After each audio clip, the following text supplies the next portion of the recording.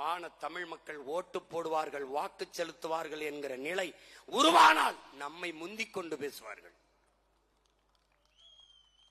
காரணம், இவர்களுக்கு தேவை வாக்குதான், நம்முடைய வாழ்க்கை அல்ல. இவர்களுக்கு தேவை ஓட்டுதான், நம்முடைய உணர்வோ உரிமையோ அல்ல, உயிரோ அல்ல.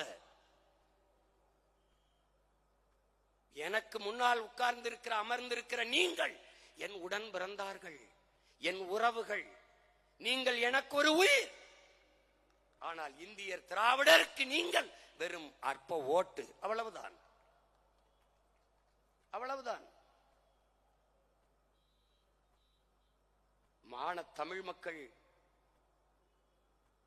எழுச்சியுற வேண்டாமா? விழிப்புற வேண்டாமா?